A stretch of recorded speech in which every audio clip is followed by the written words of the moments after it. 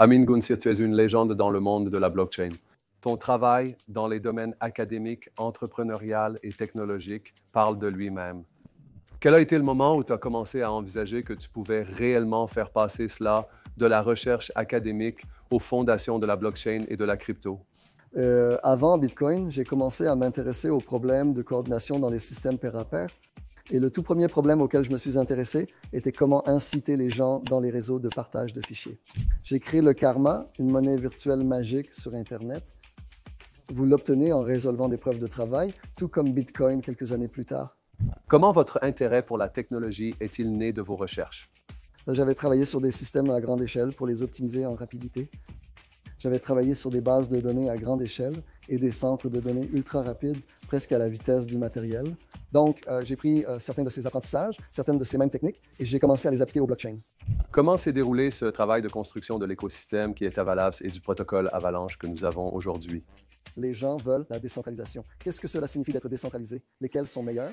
Existe-t-il un moyen de récupérer des pièces qui ont été volées sans violer les garanties de finalité du Bitcoin? Nous avons donc conçu Avalanche de manière très différente Bitcoin de façon très d'Ethereum, Solana et d'autres, afin de permettre son intégration facile par des personnes ayant des besoins différents. Je voulais m'assurer que les gens rendaient justice à la technologie et c'est ainsi que nous avons fini par créer notre entreprise pour développer le logiciel et construire Avalanche.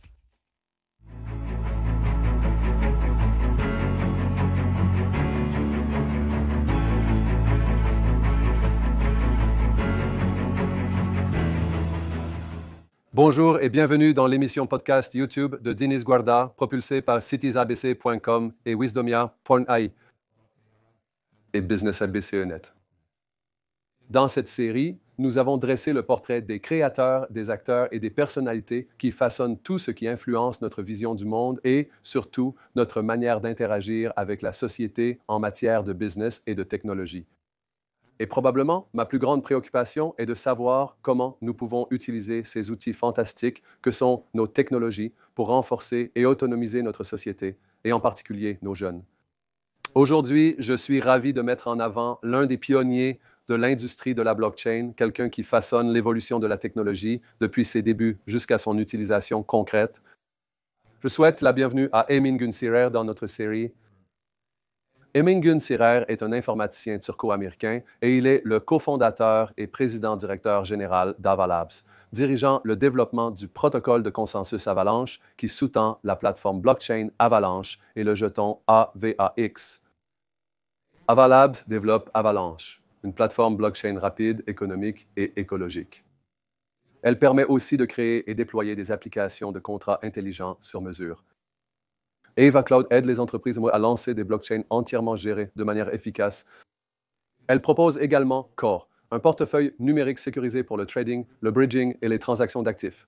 OWL, Explain fournit des ressources éducatives sur la blockchain et le Web3 couvrant les concepts de base, les cas d'utilisation et les évolutions des politiques. Avant de fonder Avalabs, Emin était professeur associé d'informatique à l'Université Cornell. Emin a occupé plusieurs postes de haut niveau dans des entreprises comme AT et T-Bell Labs, Digital Equipment Corporation System Research Center et Nippon Electric Company. Il a cofondé Bloxroot Labs, une entreprise proposant une solution au goulot d'étranglement de la scalabilité de la couche réseau zéro. Auparavant, Emin a également été co-directeur de l'Initiative pour les crypto-monnaies et les contrats intelligents, Initiative pour les crypto-monnaies 3, et a participé à de nombreux projets, notamment le développement du système d'exploitation SPIN et la direction du projet Nexus, système d'exploitation. Emin a aussi dirigé la création de Karma, un système de monnaie virtuelle pair à pair, pionnier dans la mise en œuvre d'une frappe distribuée.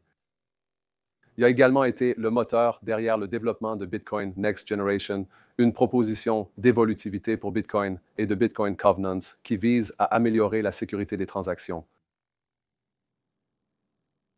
En 2023, Emin a également été nommé au comité consultatif technique de la Commodity Futures Trading Commission et il a été témoin expert devant la Commission des services financiers de la Chambre des représentants des États-Unis lors d'une audition sur la blockchain et les actifs numériques. Emin a coécrit l'article « La majorité ne suffit pas » avec Itaï Eyal, qui a révélé une vulnérabilité dans le mécanisme de consensus de Bitcoin appelé minage égoïste. Emin a également été reconnu par de nombreux prix, dont le Career Award de la National Science Foundation, la distinction la plus prestigieuse décernée par la National Science Foundation du gouvernement fédéral des États-Unis pour soutenir les enseignants-chercheurs qui incarnent le rôle de professeur-chercheur à travers la recherche et l'éducation. Il a été nommé parmi les Brilliant 10 de Popular Science, un site web américain de vulgarisation scientifique traitant de sujets liés à la science et à la technologie pour le grand public. Emin a également obtenu un brevet américain en 2005 pour une méthode de réécriture de contenu exécutable afin d'appliquer des propriétés spécifiques à un site. Emin Gunserer est titulaire d'une licence en informatique de l'Université de Princeton et d'un doctorat en informatique de l'Université de Washington. Emin Gunserer, vous êtes une légende dans le monde de la blockchain et je pense que votre travail parle de lui-même, tant sur le plan académique, entrepreneurial, technologique, que sur celui des plateformes et de l'écosystème. J'aimerais commencer par dire que j'aime la Turquie et que vous venez de Turquie. J'ai beaucoup d'amis là-bas et j'y ai même des bases, mais j'aimerais voir votre parcours de la Turquie aux États-Unis, ainsi qu'un peu de votre histoire, notamment en ce qui concerne votre éducation. Un parcours fantastique. Une éducation qui a fait de vous la personne que vous êtes aujourd'hui et que j'apprécie beaucoup. Bien sûr, j'ai grandi en Turquie dans les années 70 et je suis allé, donc, vous savez, le moment décisif pour moi, quelques scènes marquantes de mon enfance. C'était cette fascination pour les choses qui fonctionnaient réellement. Et donc, dans les années 70, la Turquie était un endroit formidable, c'est toujours un endroit formidable, mais à l'époque, les choses ne fonctionnaient tout simplement pas, n'est-ce pas? Vous vous promeniez et les planchers grinçaient, les fenêtres se fermaient, mais pas complètement. En Turquie, les choses sont construites rapidement, pas à 100%, mais à 97%, ce qui est moins cher car les 3 derniers pourcents sont les plus difficiles. Ne pas les faire permet de s'en sortir ainsi. J'ai toujours été agacé que beaucoup d'artefacts technologiques autour de nous soient un peu en dessous. À la banque, on vous disait de revenir le lendemain car l'infrastructure ne fonctionnait pas. À l'aéroport, les écrans étaient bleus, plantés. Ce moment a été décisif pour moi. J'avais des aptitudes pour les mathématiques. Je suis entré dans un lycée américain et je me souviens d'être allé dans ce bâtiment immense avec une porte gigantesque. Je l'ai poussée, elle s'est ouverte facilement et elle s'est refermée derrière moi avec un déclic satisfaisant. Je me suis dit que j'étais au bon endroit pour apprendre à construire des choses qui fonctionnent vraiment bien. Grandir avec cette fascination, à 18 ans, il faut passer les examens d'entrée turcs très compétitifs. Pour intégrer ce lycée américain, j'ai dû rivaliser avec de nombreux candidats. Pour faire partie des 110 premiers parmi environ 1,5 million d'enfants, il fallait rivaliser avec eux, même une fois à l'université. Ça, c'est beaucoup de travail. Je me suis dit que je devrais peut-être regarder ailleurs. Et j'ai eu la chance d'obtenir une très bonne bourse de l'Université de Princeton, encore une fois grâce à mes aptitudes en mathématiques. Et donc, je me suis retrouvé aux États-Unis. Et c'est là que toute cette carrière autour de l'informatique a commencé à construire de grands systèmes complexes, en particulier des systèmes distribués qui s'auto-organisent, se mettent en place d'eux-mêmes et accomplissent une tâche sans qu'il y ait quelqu'un pour les diriger. C'est une carrière fantastique, de la Turquie à Princeton. Donc, votre travail académique est également très impressionnant. Vous avez étudié à l'Université de Princeton de 1989 à 1993, puis obtenu un doctorat en informatique de l'Université de Washington. Vous avez ensuite enseigné et effectué de nombreuses recherches à l'Université Cornell. Pourriez-vous nous parler de votre carrière académique? Bien sûr, c'est très simple. Je suis allé à Princeton, j'ai étudié l'informatique, c'était fantastique. C'était tout ce que je pensais que ce serait, comme programmer ces machines qui font automatiquement pour vous des choses qui auraient pris, vous savez, je ne sais pas combien de temps, probablement des années à faire à la main en une seconde. Donc, c'était le début d'un nouveau monde. Je voulais en apprendre plus, apprendre à construire des systèmes plus grands et complexes. Et je me suis dit, d'accord, bon, il faut que je passe au niveau supérieur. Je devrais probablement faire un master. Puis j'ai réalisé qu'un master coûterait cher. Il faut payer pour le programme. Cependant, les programmes de doctorat te rémunèrent pour tes études. Et il s'avère que c'est le grand piège, n'est-ce pas? Donc je pense que ton public, je ne veux pas influencer l'autre, mais c'est un beau piège, celui dans lequel tu veux tomber. Quand tu commences un doctorat, on te donne des problèmes fascinants qui t'attirent. Je suis allé à l'Université de Washington pour étudier 1 an en doctorat, obtenir un master gratuit, puis partir. Et dès que tu arrives, on te présente tous ces sujets intellectuellement stimulants. Et c'est tellement fascinant que je me suis retrouvé attiré par le milieu universitaire. Et cette attirance pour, tu sais, résoudre des problèmes dont personne ne connaît les réponses, c'est quelque chose qui, comme tu le sais, Très bien. c'est quelque chose qui est la base d'une carrière académique. Et donc, je me suis retrouvé à chercher des postes académiques et j'ai eu la chance d'aller à l'Université Cornell, qui est l'une des 10 meilleures écoles au monde en informatique, et de travailler avec certaines des personnes les plus intelligentes sur la construction de systèmes distribués. Et j'ai enseigné les systèmes distribués pendant 19 ans à Cornell. Oh, c'est très impressionnant. Et aussi, pendant cette période, vous avez fait beaucoup de recherches, comme vous l'avez dit, en informatique, ainsi que sur le pair à pair et certains articles, même avant Bitcoin, qui, en fait, probablement, et vous êtes, comme certaines personnes le disent, un Satoshi. Je sais que vous connaissez cette rumeur, mais vous avez fait tout cela, donc j'aimerais en parler. Donc, à partir de ces recherches. D'accord. Comment avez-vous rassemblé tout cela, de la recherche sur les machines jusqu'au pair à pair, qui est en partie devenu la base de tout ce que vous faites aujourd'hui? Quel a été le moment où vous avez commencé à penser que vous pouviez réellement faire passer cela de la recherche académique à une recherche qui poserait les bases, en particulier pour la blockchain et la crypto telles que nous les connaissons aujourd'hui, même avant d'aller vers Avalanche? D'accord? Donc, j'ai commencé à m'intéresser. Donc, avant Bitcoin, j'ai commencé à étudier les problèmes de coordination dans les systèmes pair à pair. Et le tout premier problème que j'ai examiné était comment inciter les gens dans les réseaux de partage de fichiers.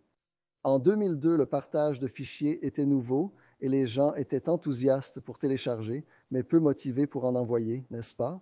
Pourquoi envoyer des fichiers? C'est un risque et des attaques sur ma bande passante. C'est un problème courant appelé la tragédie des biens communs. Les gens veulent te prendre des choses sans rien donner en retour, n'est-ce pas? Donc, le premier problème que j'ai abordé là-bas était comment équilibrer cela. Et j'ai inventé ce truc appelé Karma, qui est une sorte de monnaie magique d'Internet. Vous en obtenez en résolvant des preuves de travail, tout comme Bitcoin l'a fait 6 ou 7 ans plus tard. Pour être clair, Karma ne fait pas tout ce que Bitcoin fait. Satoshi a eu une idée brillante au-delà de ce que j'ai fait avec Karma, en intégrant le processus de consensus dans la création des pièces. Idée fantastique, un grand pas en avant par rapport à Karma, qui avait la création de pièces limitées par le temps, comme dans Bitcoin des années auparavant. C'était ma première incursion dans ce domaine. Avec l'apparition de Bitcoin, j'ai commencé à m'y intéresser, examinant sa sécurité et les moyens de le compromettre. Nous avons découvert sa plus grande faille connue à l'époque, le minage égoïste, ce qui m'a vraiment attiré. Il était clair qu'il y avait là un domaine passionnant. Les blockchains sont là pour durer. Elles incarnent la prochaine étape de l'évolution des grands systèmes complexes. Donc, les types de systèmes que la plupart des gens connaissent, vous savez, soit un ordinateur de bureau sur leur machine en tant qu'appareil autonome, n'est-ce pas? Donc, un ordinateur de bureau, c'est juste, vous l'avez, il est à vous, c'est super. L'étape suivante, après un ordinateur de bureau, c'est un service comme Google ou Facebook. Ce sont des architectures client-serveur. Nous sommes dépendants du gestionnaire d'un serveur dont nous sommes les clients. D'un point de vue historique, c'est un peu comme si vous étiez dans un système de servage. Nous sommes redevables à ces vassaux qui possèdent les propriétés. Ils contrôlent tout. Et l'étape suivante, c'est le monde démocratisé des blockchains, où il n'y a personne aux commandes. Le système est créé à partir du travail commun d'un groupe d'individus qui se rassemblent, et il fonctionne correctement, même en présence de certains acteurs malveillants qui pourraient infiltrer le système.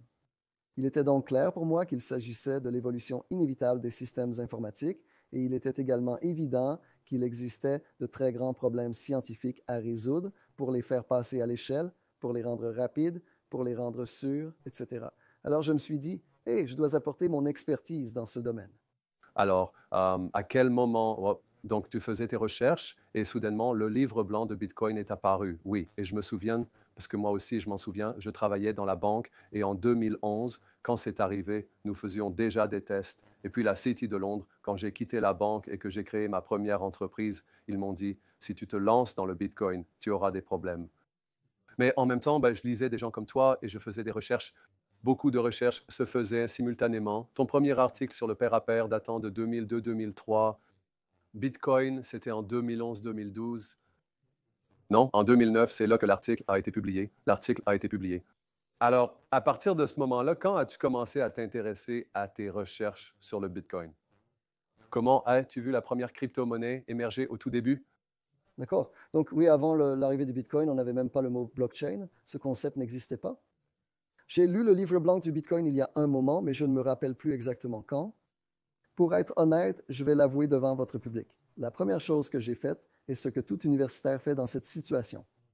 Donc tout d'abord, moi, la première chose que j'ai faite, c'était d'être impressionné, n'est-ce pas? C'est une idée fantastique. Je me suis dit, waouh, c'est vraiment une avancée brillante. J'ai fait une deuxième chose, là, je l'avoue, ce que tout universitaire fait, vérifier s'il est cité. Donc, la deuxième chose, Oh, il ne me cite pas. En fait, il ne cite que les choses qu'un praticien connaîtrait et pas nécessairement celles qu'un universitaire connaîtrait. C'était le premier signe clair que Satoshi n'est probablement pas un universitaire.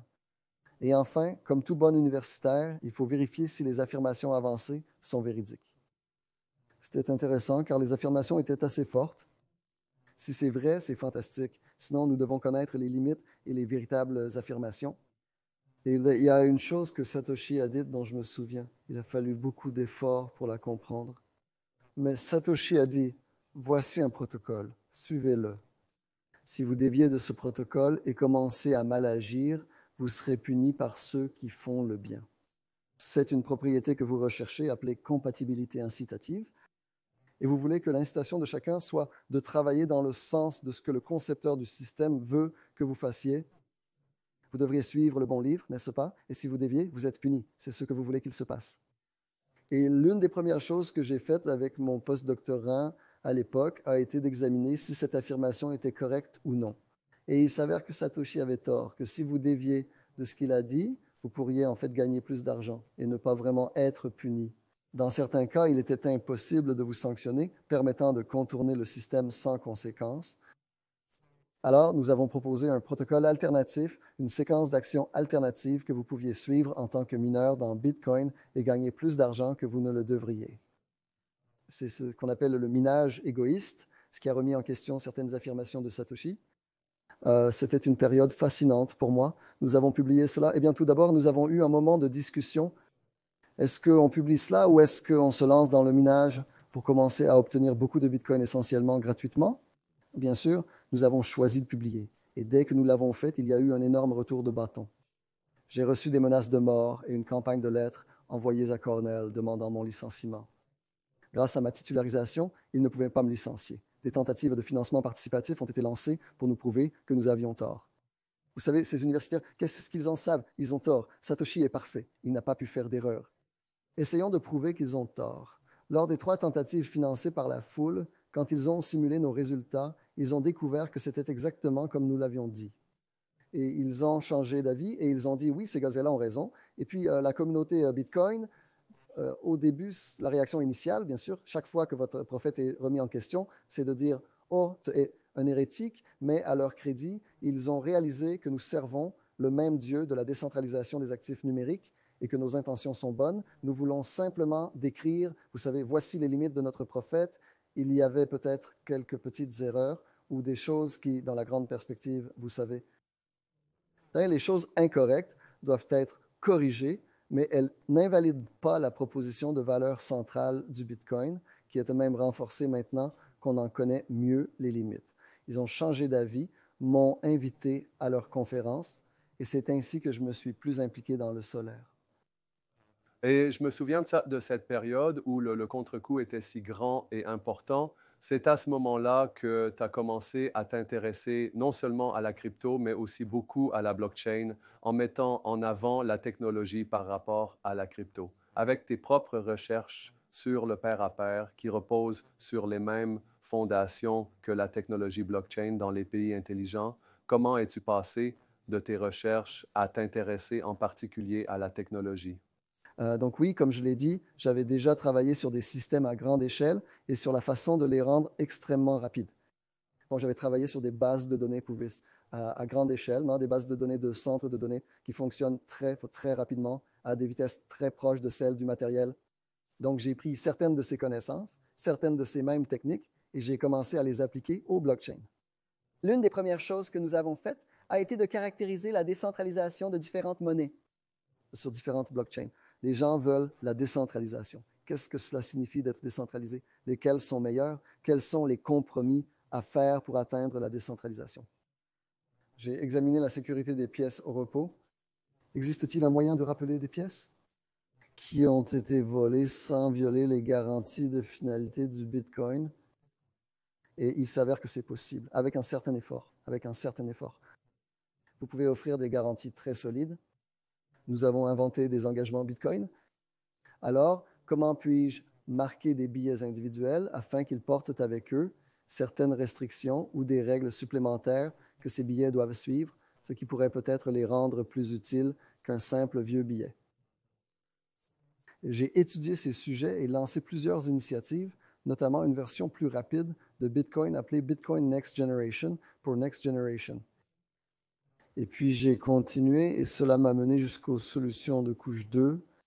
J'ai construit Tichan, la couche 2, la plus rapide au monde, et elle l'est toujours actuellement. Et nous avons envoyé du Bitcoin de Londres à New York en quelques dizaines de millisecondes. Comparé au temps nécessaire à Bitcoin pour faire la même chose, c'était révolutionnaire et ça reste la solution la plus rapide.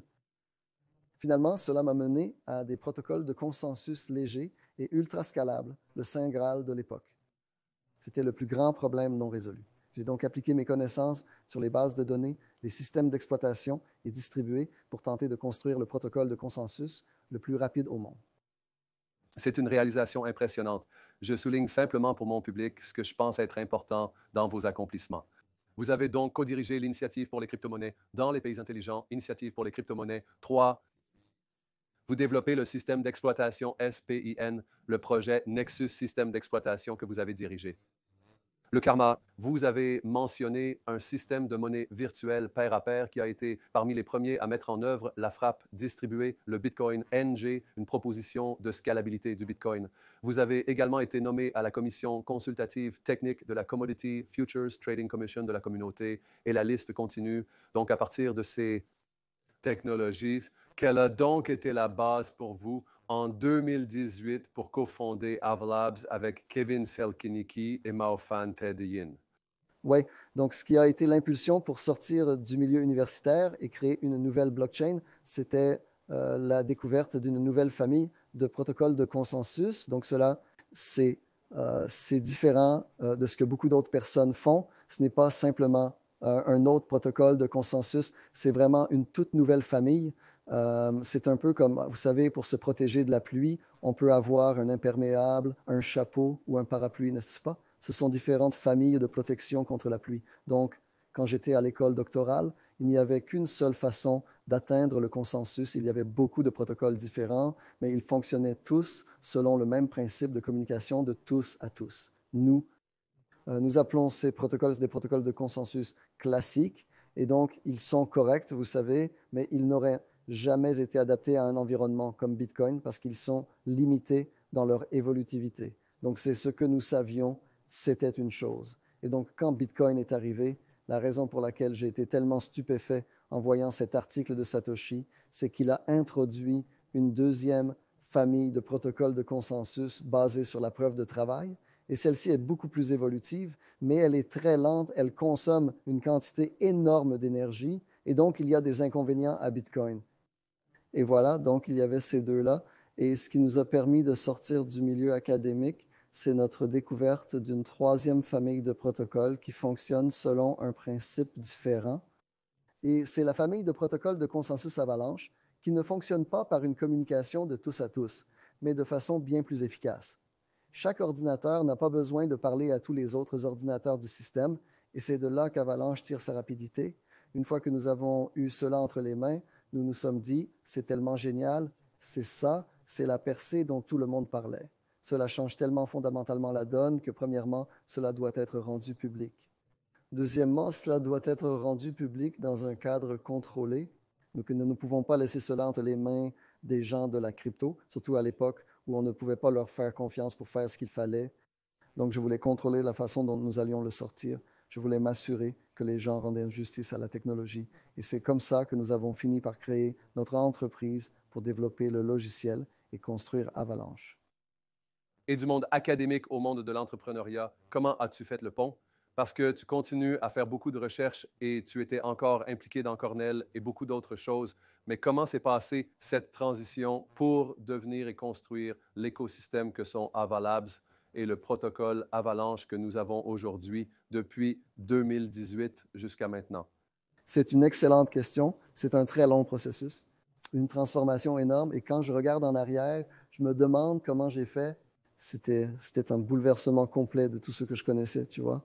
Donc moi, en tant qu'universitaire, j'écris des articles et en tant qu'universitaire, je dépends de mes pairs et c'est à peu près tout, vraiment. Mais maintenant, en tant qu'entrepreneur, tu dois construire quelque chose qui résout réellement des problèmes concrets et tu dois non seulement proposer une amélioration théorique, mais aussi une mise en œuvre pratique qui ne souffre d'aucun des problèmes rencontrés par les autres systèmes, qui se distingue par son adéquation au marché, et ainsi de suite. Cela a été assez difficile. J'ai eu la chance d'avoir un grand nombre d'étudiants que j'avais enseignés à Cornell, donc j'en ai embauché certains. Ils m'ont énormément aidé et j'ai encore eu la chance d'être dans une région du pays qui n'avait pas encore été exploitée par une multitude d'autres startups. Nous étions donc dans le nord de l'État de New York. C'était un endroit idéal pour commencer et nous avons rapidement dépassé le nord de l'État. Alors j'ai déménagé à New York et il n'y avait pas tant d'entreprises blockchain à New York.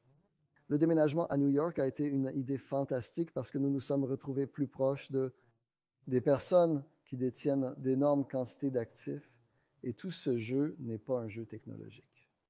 Ce n'est pas une astuce technologique qui va en quelque sorte sauver la situation. Beaucoup de mes concurrentes qui le voient ainsi, grâce à leur astuce technologique, ils se rendent à San Francisco pour recruter des technophiles et développer un logiciel. Ça ne suffira pas, car c'est à la portée de tous. C'est comme si j'ajoutais une plume à mon chapeau. C'est un brin original. Ça vous protège de la pluie, exactement, comme tout autre chapeau. Le tour de chapeau ne vous y mènera pas. Ce qui va vous y amener, c'est une approche entièrement nouvelle. Donc, déménager à New York, être étroitement lié aux actifs numériques ou aux émetteurs d'actifs qui voulaient absolument être numériques, n'est-ce pas, et se trouver dans une partie du pays où la plupart des autres personnes n'étaient pas, avec plein d'autres entreprises que vous connaissez et qui sont leaders dans leur propre domaine. Cela a été un formidable coup de pouce pour nous et nous n'avons cessé de croître depuis.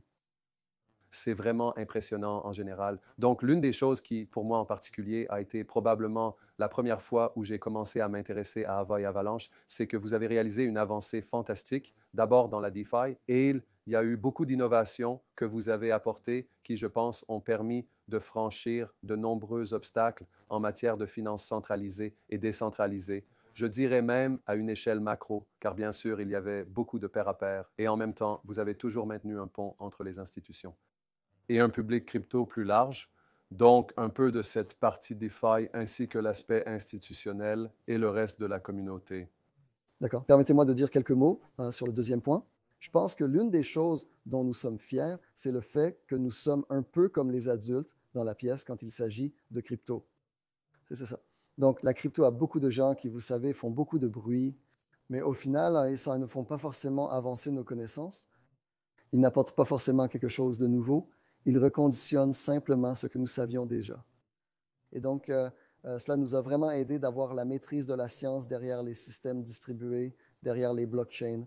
Et cela nous a vraiment aidé de pouvoir mettre cette science en pratique. Nous n'avions pas besoin de dépendre d'autres chercheurs. C'est nous qui faisions ce travail et maintenant, nous pouvions construire un système qui respectait les principes cryptographiques de la décentralisation, de la désintermédiation, de la création de systèmes à très grande échelle permettant à chacun de participer. Donc, c'était vraiment bien. Bien sûr, l'expérience institutionnelle a été d'une grande aide. D'avoir des anciens élèves de Cornell avec une expérience en finance traditionnelle qui pouvaient aller dans des institutions à Wall Street et dire « Je sais comment vous fonctionnez, je connais vos points sensibles. » Et nous pouvons y répondre. Nous avons construit quelque chose qui est architecturalement adapté à ce que vous voulez faire. Si je peux ramener votre public à cette époque, n'est-ce pas? Il y avait donc une opposition entre les gens de la blockchain, les gens de la crypto et les institutionnels, n'est-ce pas? Donc, ils ne se faisaient pas confiance. La réflexion était faire chuter le dollar, faire tomber le système, ne plus avoir de monnaie. Le Bitcoin remplacera le dollar lui-même, remplacera l'euro, remplacera tout. Les frontières nationales doivent disparaître, etc. Et il fallait que ce soit ainsi parce que Bitcoin, tel qu'il est conçu, son architecture, ne permet pas l'incorporation de quelconque restriction par une juridiction. Il n'existe pas dans notre système juridique et c'est en quelque sorte un système supralégal. Cela a attiré les libertariens extrémistes voulant tout démolir. Et puis, ils détestaient la finance traditionnelle. Et la finance traditionnelle se disait, ces types sont bizarres. Il n'y avait aucune communication entre eux. Avec notre expérience, on se disait que ce n'était qu'une technologie. Il n'est pas nécessaire d'arriver avec la volonté de tout démolir. Et nous pouvons construire des systèmes qui peuvent intégrer des restrictions, qui peuvent intégrer... Il n'est pas nécessaire de démolir le dollar pour le remplacer par AVAX, même si cela répondrait aux besoins réglementaires. C'est une base plus solide, mais ce jour viendra ou ne viendra pas.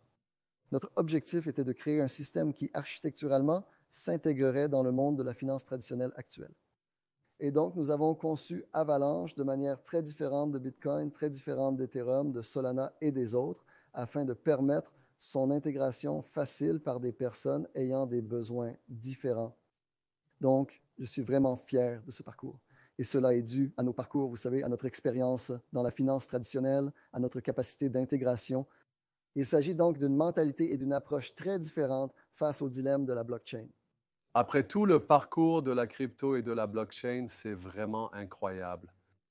Alors, comment voyez-vous le présent?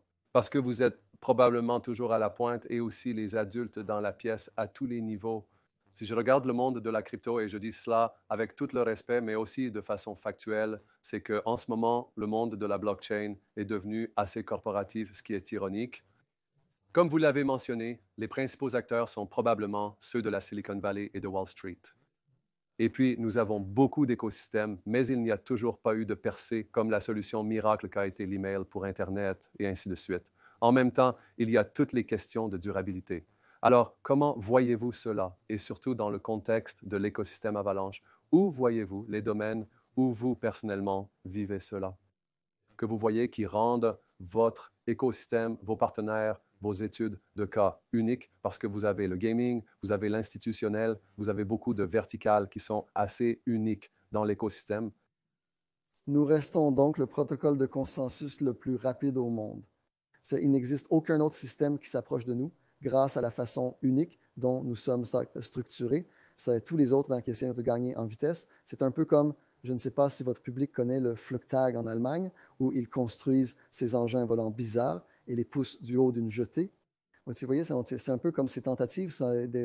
Ils essaient de faire aller quelque chose vite, mais il faut faire des compromis quelque part. Donc, en général, ils sacrifient l'évolutivité ou bien ils réduisent le matériel minimum nécessaire pour participer au système, etc.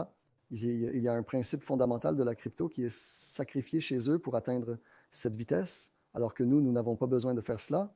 Nous restons fidèles au principe cryptographique de la décentralisation et de l'ouverture des systèmes à tout le monde. Donc ça, c'est un atout que nous avons.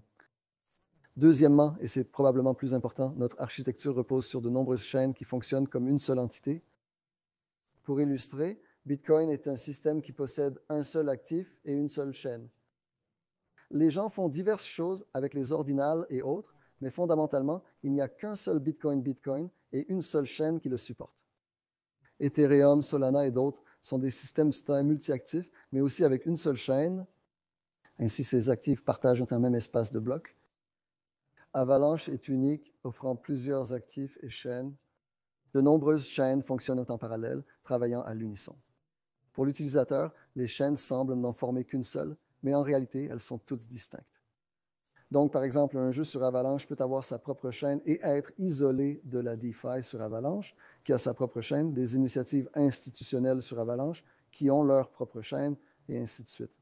Et il peut y avoir une infinité de ces chaînes, et chaque chaîne lancée augmente en fait la capacité du système, alors que dans un réseau à chaîne unique, chaque fois qu'une application réussit, cette application prend des ressources aux autres applications.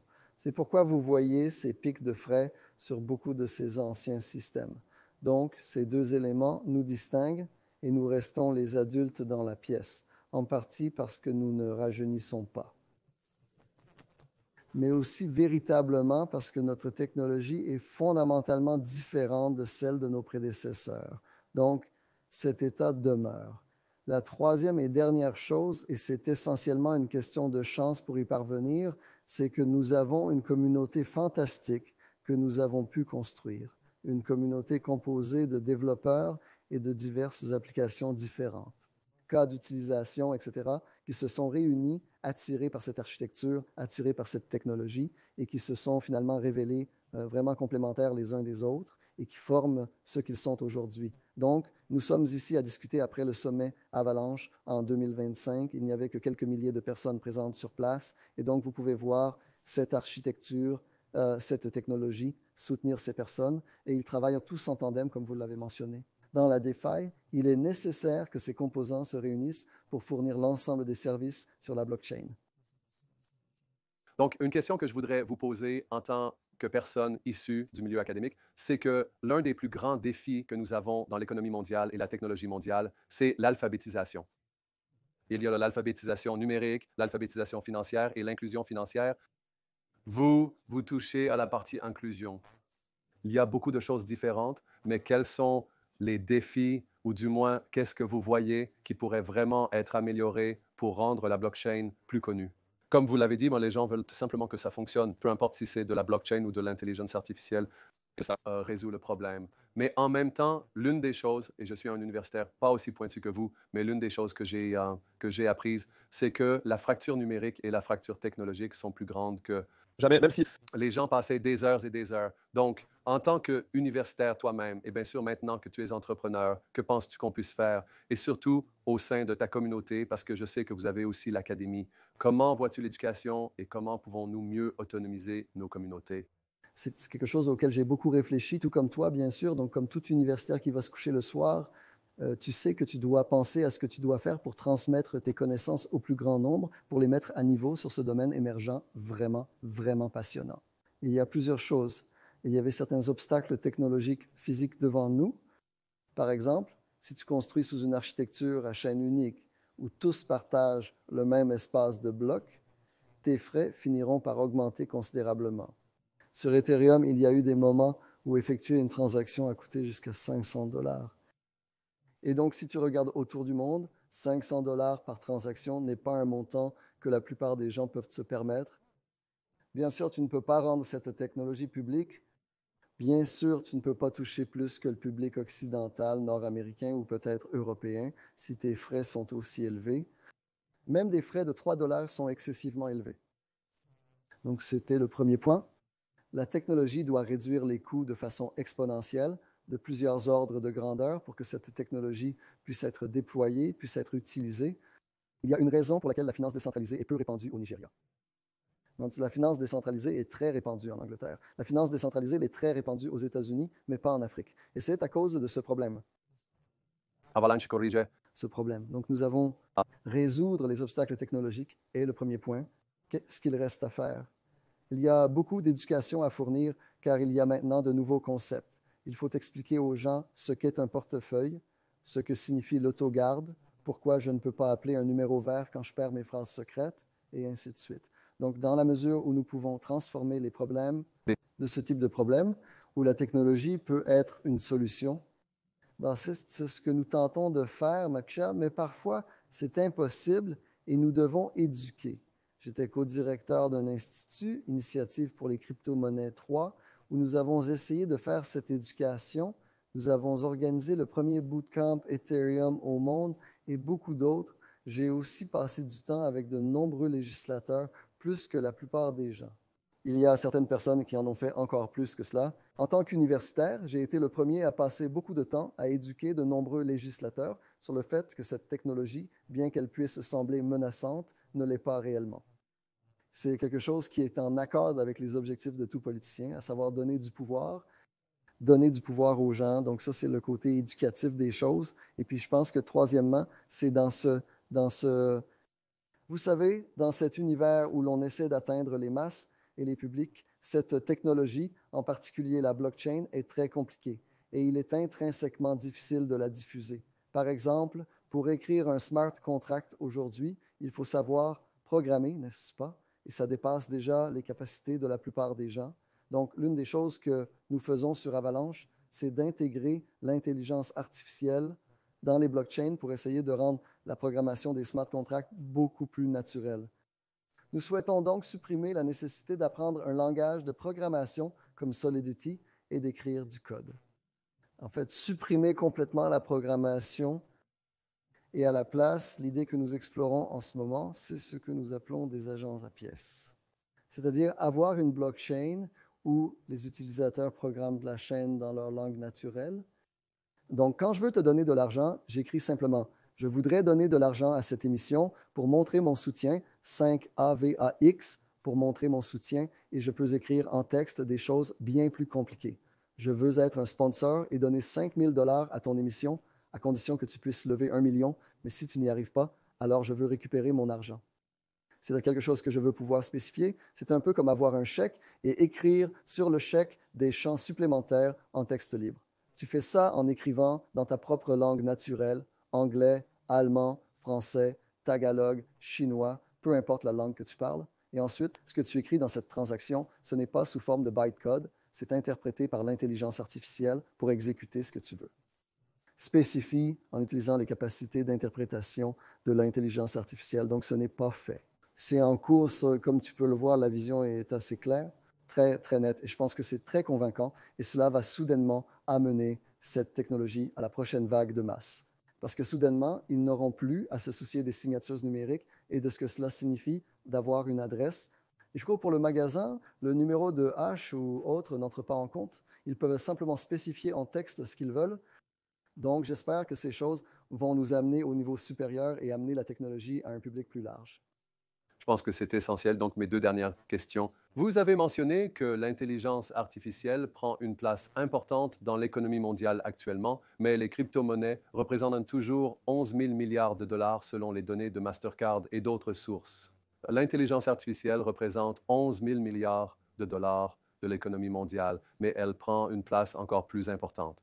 Comment voyez-vous l'intégration de l'intelligence artificielle et de la blockchain?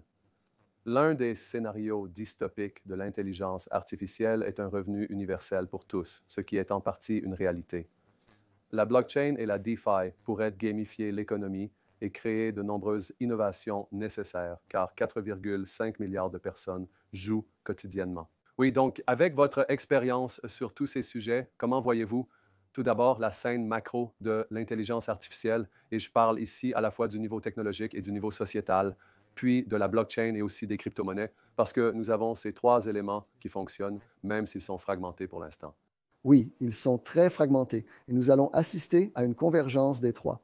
Donc, laissez-moi juste aborder ce qui se passe. Il y a une énorme poussée vers l'intelligence artificielle. Les gens réalisent que cela va avoir un impact sociétal énorme et beaucoup d'argent y est investi parce que ces agents d'intelligence artificielle sont très coûteux à entraîner, vraiment très coûteux à entraîner. Donc, c'est une bonne chose. Vous voyez, je veux dire, mais c'est bien que cet argent y soit investi. Les coûts diminuent aussi. Je pense que nous allons voir des agents d'intelligence artificielle pratiques être entraînés pour des usages spécialisés pour beaucoup moins cher qu'auparavant et nous verrons leur qualité d'effort, leur qualité d'intelligence s'améliorer avec le temps. Donc ça, c'est du côté de l'intelligence artificielle. Du côté de la blockchain, je pense que nous avons franchi un certain cap. Un certain point d'inflexion a été atteint, les coûts ont baissé, il faut moins d'1 centime pour effectuer une transaction sur Avalanche. En fait, cela coûte généralement moins d'1 centième de centime pour faire tout ce que vous voulez sur Avalanche. C'est vraiment bon marché, nous allons voir une plus grande banalisation de l'espace de blocs. C'est vraiment très facile de lancer votre propre Avalanche, d'avoir votre propre blockchain qui peut communiquer avec toute l'infrastructure que nous avons construite et vous êtes directement intégré aux plateformes d'échange. Et toute cette autre infrastructure, blockchain, les dépositaires, les plateformes d'échange, etc., qui sont difficiles à intégrer, donc le coût de la participation a diminué. Les anciens systèmes avaient un impact sociétal négatif, comme la preuve de travail qui brûlait des combustibles fossiles, etc., réchauffant les pôles, etc. Tout cela est en train de disparaître. Avalanche est une technologie verte et durable. Donc, cela se passe maintenant. À la confluence de tout cela, nous entrons dans une ère où, vous savez, les blockchains et les crypto-monnaies ne sont plus un jeu de promesses constantes. Il ne suffit plus de montrer sans cesse un objet cryptographique scintillant au public en espérant que les choses se produisent. Nous pouvons livrer, et Avalanche a montré que même pour des applications très exigeantes comme les jeux vidéo, il est possible d'avoir une base, une blockchain capable de répondre à leurs besoins incroyablement exigeants. Le jeu Off the Grid, sorti il y a quelques mois, compte déjà 15 millions d'utilisateurs. 15 millions d'utilisateurs déjà, et toutes ces personnes, vous savez, s'entretuent, se volent des bras et des jambes mécaniques, des armes, et ainsi de suite. Et toutes ces actions sont des transactions sur la blockchain. Personne ne se rend même compte que ce sont des transactions sur la blockchain, donc ça change complètement la donne. Et tout à coup, on a un exemple. Ces blockchains n'ont pas besoin d'être uniquement liées aux crypto-monnaies, à l'enrichissement rapide ou à gagner de l'argent du jour au lendemain. Elles sont des catalyseurs pour de nouvelles économies. Ce jeu, par exemple, il évolue avec le temps. La vision, c'est que n'importe qui pourra créer de nouvelles boutiques, de nouvelles compétences à l'intérieur de l'univers du jeu, une sorte de plateforme ouverte pour que d'autres puissent prospérer. Ces résultats le prouvent. De plus, la finance décentralisée elle-même s'est avérée cruciale. En voici un exemple simple. Je suis sûr qu'une grande partie de votre public vit dans des pays où ils ont besoin d'accéder à des dollars américains. Ils ont besoin d'accéder à des dollars États-Unis d'une façon sécurisée et permanente. Les stablecoins répondent parfaitement à ce besoin et gagnent en importance même actuellement. Donc, il y a des actifs du monde réel qui sont en croissance, et je pense qu'un des éléments de vision que j'aimerais partager avec votre public, c'est que chaque actif, absolument chaque actif, souhaite devenir numérique. L'acte de propriété de votre maison et le certificat d'immatriculation de votre voiture veulent être numériques. Vous savez, vos bijoux veulent être numériques, n'est-ce pas? Donc, votre or veut être numérique. Bien sûr, vos actifs financiers doivent être numériques. Ainsi, vous pouvez facilement les échanger, les stocker et les déplacer. Et vous avez la plus grande portée pour les choses de valeur lorsque vous devez les échanger. C'est donc l'univers dans lequel nous entrons. Et la convergence de ces trois technologies, cela prendra du temps, n'est-ce pas? Mais elles finiront par se réunir et rendre facile, rapide et peu coûteux la création de biens numériques, facilement programmés par des personnes qui n'ont pas forcément de formation en programmation. C'est incroyable. Dernière question. Nous sommes à l'apogée, à la fin de votre sommet et de votre événement fantastique. Comment voyez-vous cela, en particulier pour votre communauté? Bien sûr, ma communauté est plus large, mais quels sont les éléments que vous vouliez leur transmettre maintenant? Et aussi un peu d'espoir, car le monde fait face à de nombreux défis en ce moment. Oui, alors voyons voir. Je pense que la communauté Avalanche vient tout juste de se réunir. C'est notre événement annuel. Nous venons donc de nous retrouver ici à Londres, et à chaque fois que nous avons ce genre de rassemblement, c'est un moment pour réfléchir à notre position technologique et à ce qui doit venir ensuite. Donc, je pense qu'en tant que communauté, Avalanche a parfaitement réussi l'idée d'avoir plusieurs blockchains qui fonctionnent comme une seule. Il y a quelques autres blockchains qui ont le même concept et qui ont commencé presque en même temps que nous, mais Avalanche est la plus forte, la meilleure. Et je pense que les autres ont fait certains choix technologiques qui les ont fait sortir de la course. Donc, je suis vraiment, vraiment content que nous ayons eu de la chance, ou peu importe comment vous voulez l'appeler, que nous ayons eu la capacité d'arriver là où nous sommes à ce niveau-là. Maintenant, il est temps pour nous de construire des blockchains encore plus rapides. La performance d'une seule blockchain doit être meilleure. Et on peut toujours gagner en vitesse en coupant les coins, en construisant un engin volant un peu bizarre, vous savez, qui vole juste comme ça, Et puis tombe dans l'océan. Donc, ce n'est pas la façon Avalanche. Donc, je quitte ce rassemblement particulier, je suis extrêmement énergisé et prêt à construire en quelque sorte la feuille de route technique dont nous avons parlé ici, qui implique de construire une nouvelle base de données, d'ajouter de nouvelles fonctionnalités à notre système pour que la performance d'une seule chaîne soit encore plus rapide, afin que nous puissions traiter plusieurs millions de transactions par seconde sur un chemin donné. Voilà ce que je retiens, et je pense que le principal enseignement pour moi, encore une fois, c'est que nous avons une communauté fantastique. J'ai vraiment été énergisé lorsque j'ai vu et parlé à certaines des équipes qui allaient participer au hackathon à venir, certaines des équipes de notre programme, le programme Infrabiddle, où elles construisent sur Avalanche depuis un certain temps. C'est aussi un hackathon, mais il s'étale dans le temps, il est virtuel et dure plusieurs mois. Et certains des produits que j'ai vus, là, qu'ils avaient créés, certains des projets sont tout simplement incroyables et époustouflants. Cela rend les services bancaires tellement bon marché, tellement facile, tellement accessible. Donc, je repars plein d'énergie, excité. Il y aura toujours de l'incertitude autour des actifs, de la valorisation des actifs. Ils monteront et descendront. Et vous savez, au quotidien, on ne sait jamais avec la crypto, n'est-ce pas? Donc, les choses peuvent s'effondrer en termes de prix. Elles peuvent aussi beaucoup augmenter. Mais rien de tout cela n'a vraiment d'importance si vous construisez quelque chose qui répond à un besoin sociétal.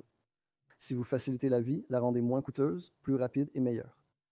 Vous êtes là pour rester et nous avons aussi traversé, rien que l'année dernière, une période d'incertitude réglementaire et cela a été très perturbant pour beaucoup de gens et il y avait une tendance anti-crypto, surtout aux États-Unis. Nous sortons de cette période et les gens sont à nouveau motivés parce que nous avons maintenant une administration aux États-Unis et des législateurs qui comprennent l'importance de la crypto. Il y a de la clarté qui arrive et en réalité, peu importe ce que dit la réglementation, tant qu'elle est claire, cette clarté ouvre déjà des portes à la numérisation et à des actifs qui étaient auparavant fermés. Donc, je suis vraiment ravi et vraiment ravi de discuter avec vous de notre collaboration ici également.